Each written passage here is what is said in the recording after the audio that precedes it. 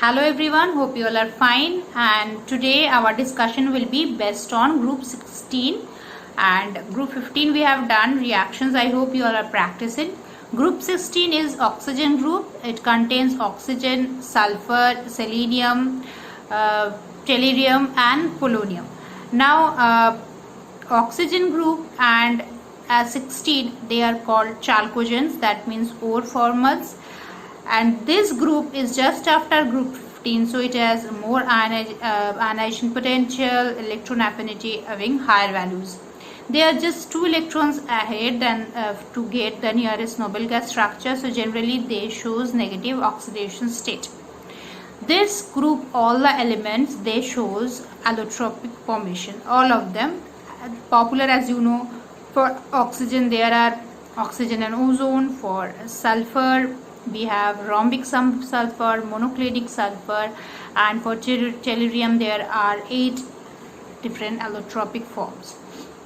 So they all of them shows allotropic modifications. Also, oxygen is a gas room temperature, sulfur is solid room temperature, but hydrides of oxygen is H2O, that's a liquid, but whereas H2O is gas. This question comes very often, even in the chemical bonding chapter also we had this question, and as we know that this explanation will be based on hydrogen bonding. So hydrogen bonding plays a very important role in the boiling point and the comparative study of the boiling point of all this element. Rest all cases, sulfur, tellurium, polonium, in those cases we will consider the size of the central metal atom. Similarly, depending on this, the acidic strength also varies. These hydrides, H2O, H2S, H2AC, these all hydrides, they are acidic dibasic acid and weak dibasic acid, and the acidic strength increases as we are going down the group. That means the acidic strength of H2T is much higher than that of H2O. So that also depend on the dissociation and depending on the size of the central metal atom. Now if you talk about the atomic radius of this oxygen, sulfur, these all the general trends they will be following. A very small effect of the T block will be there on these elements. After group 13, then we have 14, 15, and then the 16, group 16 comes. So obviously the effects will be a little bit of less of the T block, and so this lanthanide contractions effect will be showing, whatever it was showing for group 15 and group 16 element, that will be bit lesser. If we talk about the oxidation state of the elements, oxygen generally shows negative oxidation state, but whenever it reacts with fluorine is more electronegative than oxygen, then we get positive oxidation state.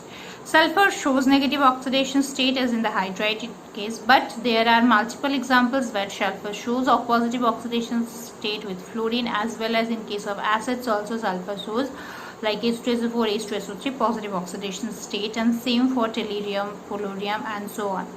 So as we know, if we talk about the stability of the oxidation state, that the term that we always follow, the higher the position of the element, higher the oxidation state, and the vice versa, same will be applied here also.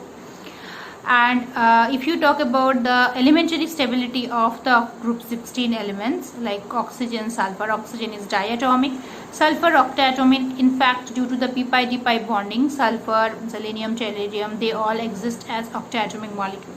Sulfur shows catenation to a certain extent as well. We were discussing about hydrides and acidic strength of the hydrides. Other than butter, rest all hydrides, they act as a reducing agent, and the hydrides, that the stability of the hydride also depends on the molecular size of the central atom, and the stability decreases as we are going towards the end. We have in our syllabus, in the new revised syllabus, we have sulfur dioxide, ozone, and sulfuric acid. These 3 compounds, they are discussion, that is their preparation, properties, this and uses. We have these 3 from this group 16. So we will start with ozone. First we will be having ozone preparation, properties, and then next day we will discuss on sulfur dioxide and sulfuric acid. So first we'll start our discussion with ozone. Ozone is basically sp3 hybridized, and it has one lone pair, or we can say that it contains one unshared pair of electron, that is the ozone structure, and it is angular with bond angle approximately 106.8 degree, and ozone generally prepared from oxygen, and electric spark is used during this process. So 302 to 2O3, and silent electric discharge, we can write it here, silent electric discharge. With that ozone is prepared. Now ozone, this particular structure, and it undergoes resonance. I think in chemical bonding chapter you had this example, in inorganic this resonance example using ozone. So it can undergoes that resonance structure. Sorry, you can show it as a coordinate bond as well. So ozone's reactions, ozones are actually having many important reaction, but some of them are very much intense and very much popular. Like ozone, basically it's a very strong oxidizing agent, as we all know, and it's much stronger than that of oxygen, and it breaks down to form oxygen and atomic O2, that is dioxygen, and atomic oxygen, which actually cause for the oxidation, stronger oxidizing property. And it can oxidize from ferrous to ferric, from iodide to iodine, sulfur dioxide to sulfur trioxide. So it's a very strong oxidizing agent.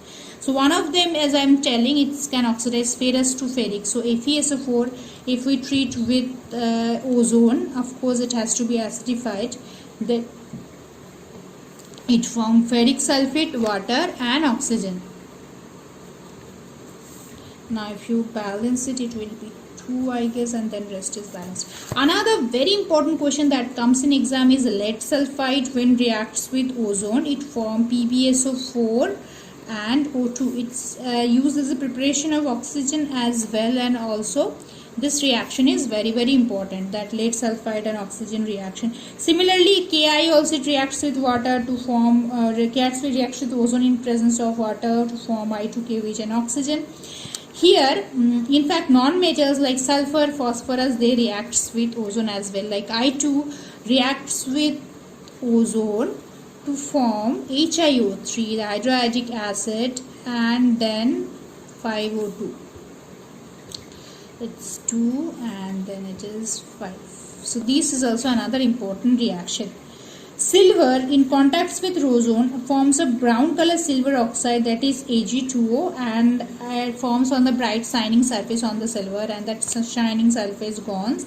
One very important term comes here, that is trailing of mercury. Mercury, if it reacts with ozone, it has come I think thrice in the board examination, reaction of mercury and ozone and its observation, and it can be identification test for ozone as well. So whenever we are shaking mercury with water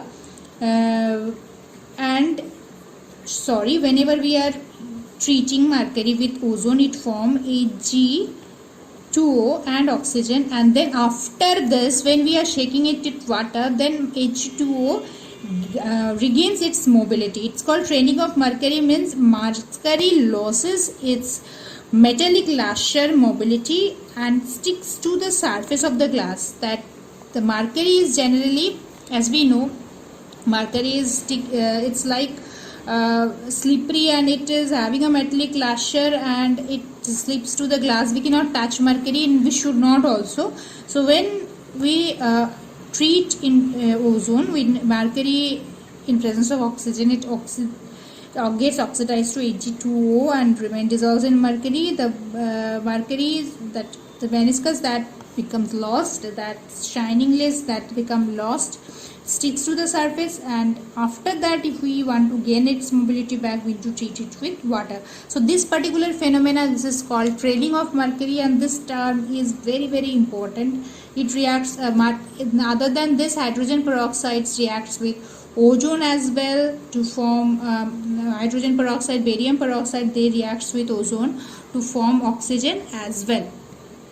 ozone also is having a bleaching property, and because of that nascent oxygen, because ozone can breaks to form molecular oxygen and atomic oxygen, so this atomic oxygen is having a bleaching action as well, and it can be used to bleach the organic matter. And ozone is having an important reaction, if you can remember, in ethylene molecule, it reacts to form ethylene ozonide, and then further hydrolysis with hydrogen peroxide, it form formaldehyde. So it's having a very important role in the organic chemistry as well, breaking of double bond. And if you treat with acetylene, it formed a glyoxyl triple bond breaking also. So ozone, the trailing of mercury, this reaction can be identification of ozone. Ozone also turns moist starch agate paper blue, alcohol in solution of benzene also brown.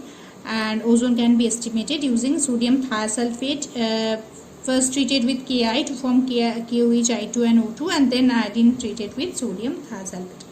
Ozone is having lot many uses. It is, as I have said, it is having bleaching action, also a strong oxidizing agent used for detecting position of double triple bond due to formation of this using this reaction, purifications, and in channels of metros and animal houses, disinfected, sterilizing drinking water, and so on.